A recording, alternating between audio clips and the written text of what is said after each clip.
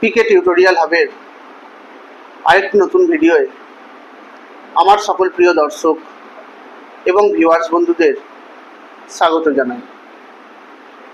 প্রিয় দর্শক, তোমরা আমার আজকের এই ভিডিওর শুরু থেকে শেষ পর্যন্ত সম্পূর্ণ অংশটুকু দেখবে এবং ভিডিওটি তোমাদের কেমন লাগলো তা আমাকে কমেন্টের মাধ্যমে জানাবে। পশ্চিমবঙ্গ উচ্চ প্রাথমিক শিক্ষা সংসদের অষ্টম শ্রেণীর আজকের আলোচ্য বিষয় ইতিহাস। এই ইতিহাস বিষয়ের প্রথম অধ্যায় ইতিহাসের ধারণা, এই অংশটুকু নিয়ে আজ আলোচনা করব। এই ইতিহাসের ধারণা অংশের প্রথম পর্বে আমি তোমাদের কিছু অংশ নিয়ে আলোচনা করেছিলাম। আজকে তার পরবর্তী অংশ নিয়ে আলোচনা করব। আজকের এই ইতিহাসের ধারণা অধ্যায় থেকে আমি কিছু গুরুত্বপূর্ণ প্রশ্নাবলী এবং তথ্য তোমাদের সামনে তুলে ধরব। তোমাদের আগের ভিডিওয়ে বলা হয়েছিল যে এই ইতিহাসের ধারণা অধ্যায়ে বিখ্যাত ব্রিটিশ ঐতিহাসিক জেমস মিলের কথা, যিনি তার হিস্ট্রি অফ ব্রিটিশ ইন্ডিয়া গ্রন্থের মাধ্যমে ভারতবর্ষের ইতিহাসের বর্ণনাও তুলে ধরেছিলেন। এছাড়াও তিনি ভারতের যুগ বিভাজন করেছিলেন এবং যুগটাকে বিভাজন করেছিলেন ধর্মের ভিত্তিতে। এছাড়াও ছিল মৃত্যুঞ্জয় বিদ্যালঙ্কারের কথা, যিনি রাজাবলী নামক গ্রন্থের রচনা করেছিলেন। এছাড়াও এই অধ্যায়ের উপর ভিত্তি করে যে সমস্ত প্রশ্নাবলী বা তথ্যগুলো তোমাদের জানতে হবে সেগুলি হলো, অধুনা শব্দের অর্থ কী? এই অধুনা বলতে বোঝায় সম্প্রতি বা নতুন। এছাড়াও পলাশির যুদ্ধ কবে কাদের মধ্যে হয়েছিল? এই পলাশির যুদ্ধ হয়েছিল 1757 খ্রিস্টাব্দের 23শে জুন ব্রিটিশ ইস্ট ইন্ডিয়া কোম্পানির সঙ্গে বাংলার নবাব সিরাজউদ্দৌলার। রাজাবলী নামক যে বইটির কথা বলছিলাম তোমাদের, যেটা রচনা করেছিলেন মৃত্যুঞ্জয় বিদ্যালঙ্কার, এই বইটি রচনার সময়কাল 1808 খ্রিস্টাব্দ। এছাড়াও তোমাদেরকে বলা হলো বিখ্যাত ব্রিটিশ ঐতিহাসিক জেমস মিলের কথা, যিনি 1817 খ্রিস্টাব্দে তার বিখ্যাত গ্রন্থ হিস্ট্রি অফ ব্রিটিশ ইন্ডিয়া লিখেছিলেন। এছাড়াও বিখ্যাত মৌর্য সম্রাট চন্দ্রগুপ্ত মৌর্য যে জৈন ধর্মাবলম্বী ছিলেন সেই কথাও এখানে বলা হয়েছে। আর মহান সম্রাট বিম্বিসার, যিনি ছিলেন বৌদ্ধ ধর্মাবলম্বী, তার কথাও কিন্তু এখানে উল্লেখ করা হয়েছে। এছাড়াও যে তথ্যগুলো দেওয়া হয়েছে, এক অন্যতম এবং উল্লেখযোগ্য মোগল সম্রাট ঔরঙ্গজেব, তিনি 1707 খ্রিস্টাব্দে মারা গিয়েছিলেন। এছাড়াও সুলতানি আমলের বিখ্যাত সম্রাট বা সুলতান ইলতুৎমিশ, যিনি তার উত্তরাধিকার হিসেবে তার নিজের কন্যা রাজিয়াকে দিল্লির সিংহাসনের ভারের জন্য নির্বাচিত করেছিলেন। এছাড়াও 1885 খ্রিস্টাব্দে ভারতে যে জাতীয় কংগ্রেসের প্রতিষ্ঠা হলো, সেই জাতীয় কংগ্রেসের প্রতিষ্ঠাতা অ্যালান অক্টোভিয়ান হিউমের কথা বলা হয়েছে, যার জীবনীকার ছিলেন উইলিয়াম ওয়েডারবার্ন। আর বলা হয়েছে যে ইংল্যান্ডের কাপড়ের কলগুলির জন্য বাংলায় নীল চাষ করা হয়ে থাকত। আবার ভারত বিভাজন যে 1947 খ্রিস্টাব্দে হয়েছিল, সে তথ্য কিন্তু এই অধ্যায়ে দেওয়া হয়েছে।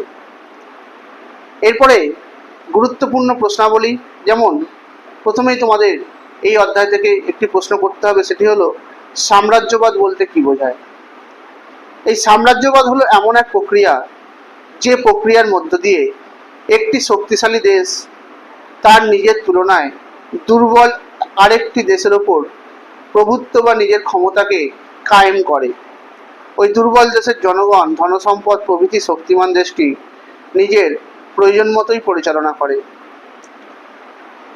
এরপর উপনিবেশবাদের মূল বিষয় কি ছিল? এই উপনিবেশবাদ হলো সাম্রাজ্যবাদেরই পরিপূরক একটি শব্দ। এই উপনিবেশবাদের মূল কথাই ছিল একটি অঞ্চলের জনগণ ও সম্পদকে কোনো একটি শক্তিশালী দেশ নিজের দেশের স্বার্থে যখন ব্যবহার করে, তখন তাকে বলা হয় উপনিবেশবাদ। জাতীয়তাবাদী ইতিহাস বলতে কি বোঝায়? দেশের মানুষ যখন ভারতের ইতিহাস লিখেছিলেন, তখন বিভিন্ন ঘটনার ব্যাখ্যা এবং বিশ্লেষণ সাম্রাজ্যবাদের বিপরীতে উপস্থাপিত করা হয়েছিল। আর এই বিষয়টাকেই ইতিহাসে জাতীয়তাবাদী ইতিহাস বলে উল্লেখ করা হয়।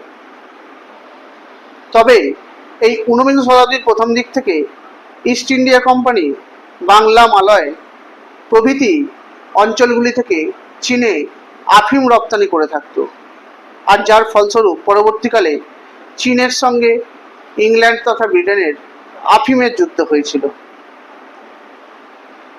আর এখানে যে প্রশ্নগুলি বলা হয়েছে সেগুলি হলো, সুভাষচন্দ্র বসু জাতীয় কংগ্রেসের কোন দুটি অধিবেশনে সভাপতি মনোনীত হয়েছিলেন? 1938 খ্রিস্টাব্দে হরিপুরা কংগ্রেস এবং 1939 খ্রিস্টাব্দে ত্রিপুরী কংগ্রেসে সুভাষচন্দ্র ভারতের জাতীয় কংগ্রেসের সভাপতি নির্বাচিত হয়েছিলেন। ভারতের আধুনিক যুগের যে কোনো দুটি গুরুত্বপূর্ণ ঘটনার কথা বলতে গেলে বলা যায়, একটি ছিল এই 1757 খ্রিস্টাব্দের পলাশির যুদ্ধ এবং 1930 খ্রিস্টাব্দে মহাত্মা গান্ধীর আইন অমান্য আন্দোলন। এই তথ্যগুলি কথা বলা যায়। এই সময় ব্রিটিশ সরকার অভিহিত যে কোনো দুটি হাঙ্গামার কথা বলতে গেলে বলা যায় তিতুমিরের বারাসাত বিদ্রোহ এবং 1855-56 খ্রিস্টাব্দে সংগঠিত সিধু কানুর নেতৃত্বে সাঁওতাল বিদ্রোহ। জেমস মিল তার বইতে ভারতের ইতিহাসকে যে তিনটি ভাগে ভাগ করেছিলেন, সেই তিনটি ভাগ ছিল হিন্দু যুগ, মুসলিম যুগ এবং ব্রিটিশ যুগ। তবে বর্তমান যুগকে কেন বিজ্ঞানের যুগ বলা হয়, এই প্রশ্নের উত্তরে বলা যায়, আজকের মানুষের যে নিত্য নৈমিত্তিক প্রত্যেক দিনের জীবনযাপন, তার প্রায় প্রত্যেকটি ক্ষেত্রেই আমরা দেখতে পাই বিজ্ঞানের প্রয়োগ বা বিজ্ঞানের প্রয়োজন। এমনকি আমাদের কথাবার্তার মধ্যেও কিন্তু নানান ধরনের বিজ্ঞানের ছোঁয়া আমরা লক্ষ্য করে থাকি। আর এই সমস্ত কারণেই বর্তমান যুগকে বিজ্ঞানের যুগ বলা হয়ে থাকে। কেন আমাদের ইতিহাস জানতে হবে? ইতিহাসের মধ্যে দিয়ে যেরকম নানা রকমের যুক্তিতর্কের বিভিন্ন বিষয় মিশে থাকে, তেমনি ইতিহাসের যে সমস্ত সাক্ষ্য প্রমাণগুলি রয়েছে সেগুলিকে সকলের সামনে হাজির করে তার পক্ষে বা বিপক্ষেও যুক্তিতর্ক করা যেতে পারে। আর সেই কারণেই ইতিহাস আমাদের প্রত্যেককে জানতে হবে। ভারতের ইতিহাসকে সেই সময় কয়টি যুগে ভাগ করা হয়েছিল বা ভারতের ইতিহাসকে কয়টি যুগে ভাগ করা হয়, এই কথার উত্তরে বলা যায় ভারতের ইতিহাসকে তিনটি যুগে ভাগ করা যায়: প্রাচীন যুগ, মধ্যযুগ এবং আধুনিক যুগ।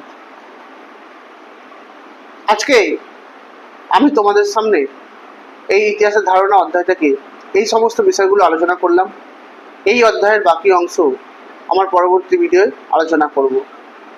তোমরা আমার আজকের এই ভিডিওটি লাইক করে দেবে, কমেন্ট করবে, শেয়ার করে দেবে। আমার চ্যানেল নতুন হয়ে থাকলে চ্যানেলটি সাবস্ক্রাইব করে দেবে, পাশে থাকা বেল আইকনটি প্রেস করে দেবে যাতে তোমরা আমার ভিডিও নোটিফিকেশানগুলো পেতে পারো। তোমরা আমার ফেসবুক পেজে ফলো করে দেবে আর ইনস্টাগ্রামে ফলো করে দেবে। ধন্যবাদ।